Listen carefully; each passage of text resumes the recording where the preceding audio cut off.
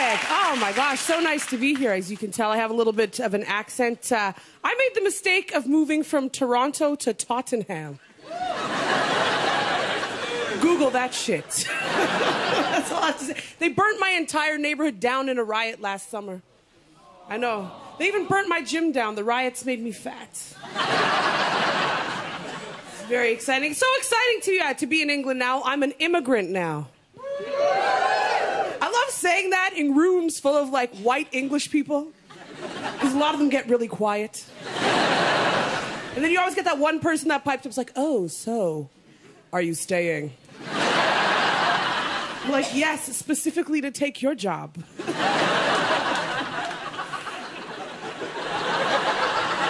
I always get challenged because I'm in stand-up. They're like, "Well, if you were any good at your job, why wouldn't you go to Los Angeles?" Let's be real, I'm a little chubby for Los Angeles. I know, I had to come to the UK. I know, you guys let ugly people on TV. I shouldn't say that. We also let ugly people on TV in Canada. We call it a documentary. Lots of fun. Oh my gosh, lots of stuff is new to me living in the UK. I didn't know gypsies were real.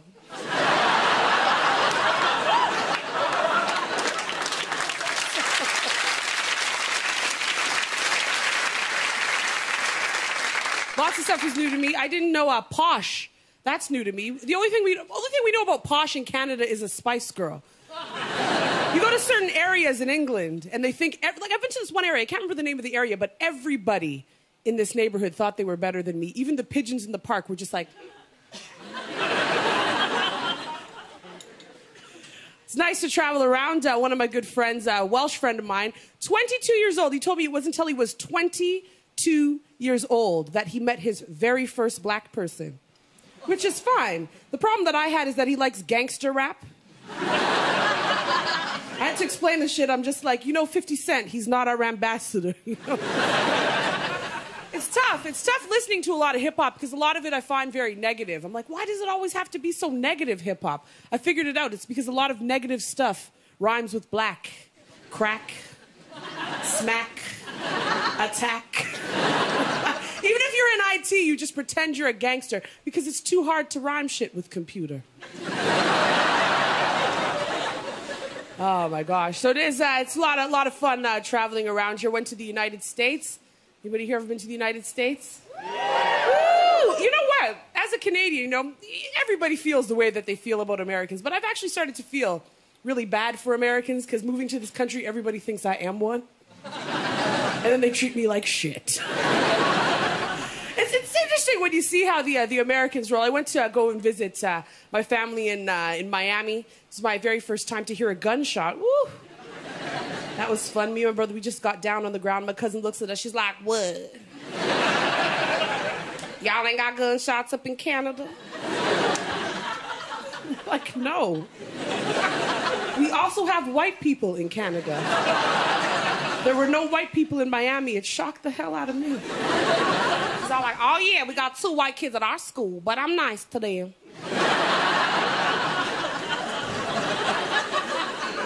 It's interesting going to the United States because you see Americans on television, you're like, nah, they can't really be that ignorant. But then I went to the United States. My cousin actually asked me, she's like, "So, who'd you vote for? McCain or Obama?" I'm like, I live in a different country from you. I can't vote in your federal election. She's like, "Oh, I thought we took y'all over."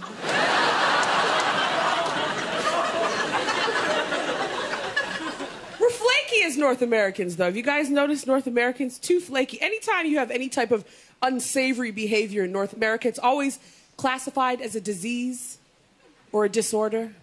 And then instead of sorting your life out, you just tell everybody, "I suffer. I'm a hoarder." Clean your fucking house. How is this a disease? Oh my gosh. Do you ever find that there's certain diseases only happen in certain ethnic groups? For example, I could never be a kleptomaniac. Do you know what a black kleptomaniac is? A thief. So yes, it was interesting. The United States has had a lot of fun. So who watched the inauguration of Obama? A couple of people. I was so excited watching the inauguration, except for the parade part. When he was just walking out in the open, I was just like, stay in the car. Do you know what I mean? JFK sat in the car. If I was Obama, I would have a bulletproof hamster ball.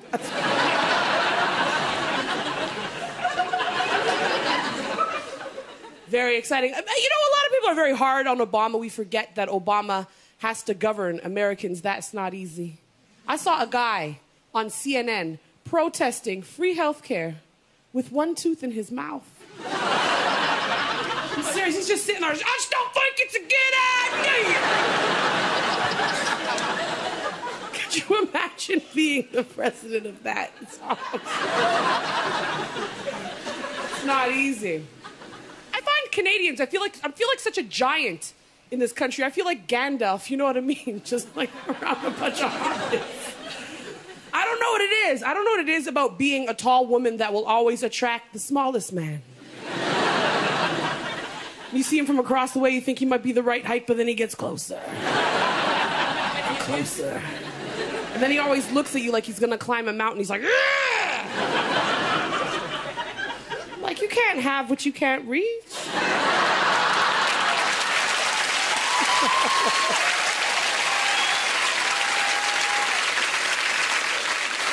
That's why the cookies are on the top shelf. Terrible. You know what? One good thing about being a giant, I'm never afraid that anyone's ever gonna drug my drink. Because if they have any foresight at all, how the fuck are they gonna get me home? You have to get creative about that. There's just like a shopping trolley. Yes. So I'm single again. Make some noise if you're in a relationship. Who's in a relationship? Awesome. Who's single? Do you notice that they always sound happier? Every single time. I have a little bit too much personality, so I always have to tone my stuff down, especially if I'm on a first date. It's terrible. Especially if you're on a date with a guy that's really boring, but you know you want to get laid. It's very easy. It's very easy what to do in that situation. Just pretend you're a little bit dumb. Seriously, he's telling you the most boring story you've ever heard in your life. You're just like, oh my God, really? You are so funny. Oh my God! My mind was like, fuck me, please. This is so depressing. I do like the burly guys. I like when guys can do some manly stuff. Sometimes I get the ones that are a little bit too manly. You ever have sex with a guy that sweats too much?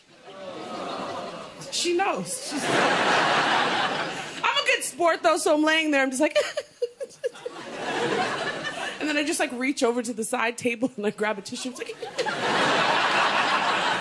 He looks down and he's like, will you please stop doing that? It's not sexy. I'm like, it's getting in my eyes.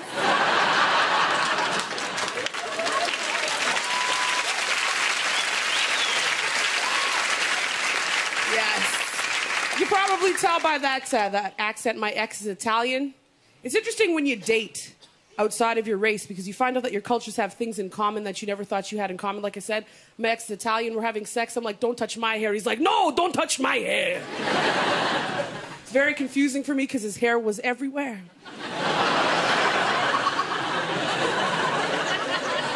I'm like, do you want me to touch you in your eyeball?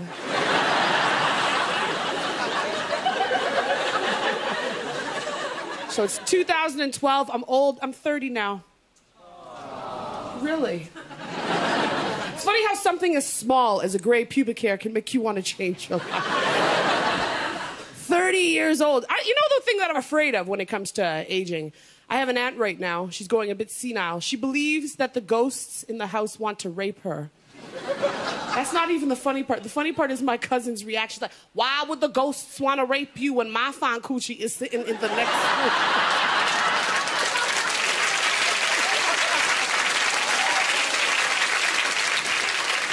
Yes. Anybody here afraid for the children?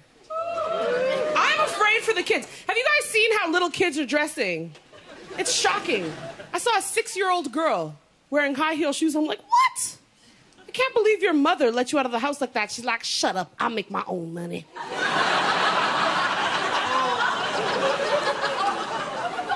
I think it's the discipline. They don't discipline kids the way that we used to get disciplined. Now you see a lot of fun things. You guys look like you're like a younger generation. Make some noise if you were ever put on a leash or a lead as a child.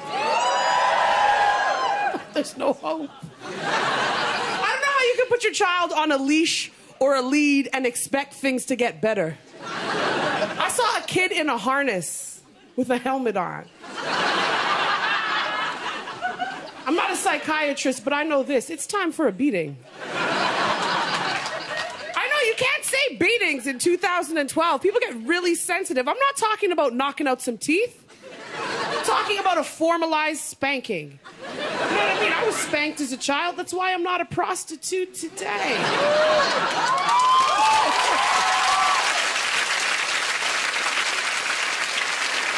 And it's the toys. You see the toys that we give kids. I remember getting the lamest toys as a kid. I remember getting this one toy. It's like, this is a raccoon on a string. Just pull it. Have you seen the new toys that kids... Have you seen Tickle Me Elmo? Have you seen this toy? This doll will not stop evolving. Do you know that Elmo now has a stand-up comedy routine? Elmo can actually tell your child a story at the end of the night. I wish Elmo would just tell your kids the truth. Which is, your parents do not want to play with you.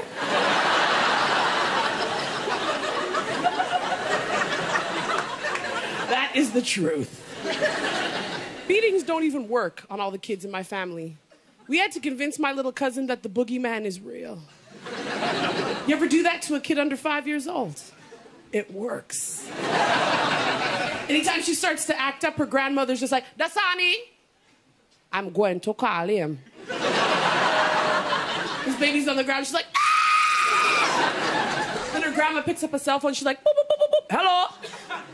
Is the boogeyman there? She's like, you're lucky, Dasani, he's not home right now. You're lucky!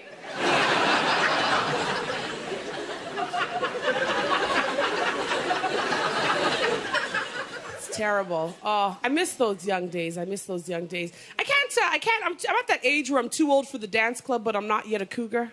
Do you have cougars out here? Like, don't give up our location. Oh my gosh, what I wouldn't give to be a cougar, because I feel like the word cougar is so negative.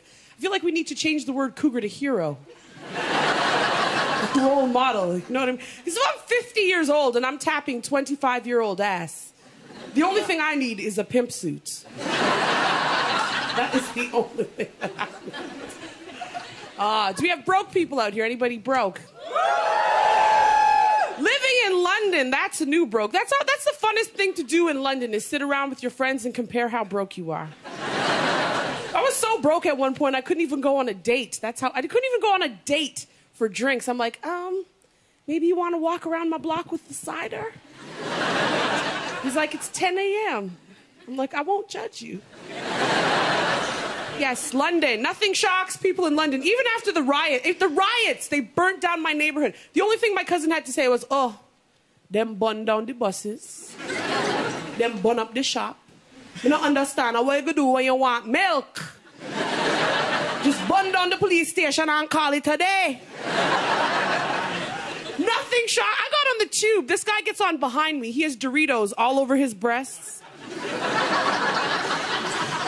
And then he starts talking to somebody that's not there. And then he starts falling asleep. This was the face of everybody on the tube.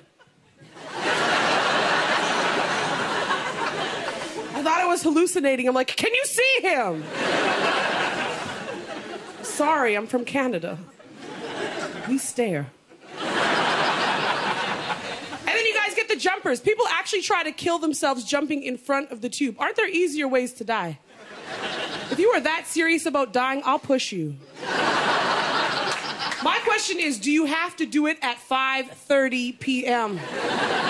Rush hour traffic. Do you think the world hated you before? All right. Thank you guys very much. I've been Dane Alexander. Take care. Have a good night.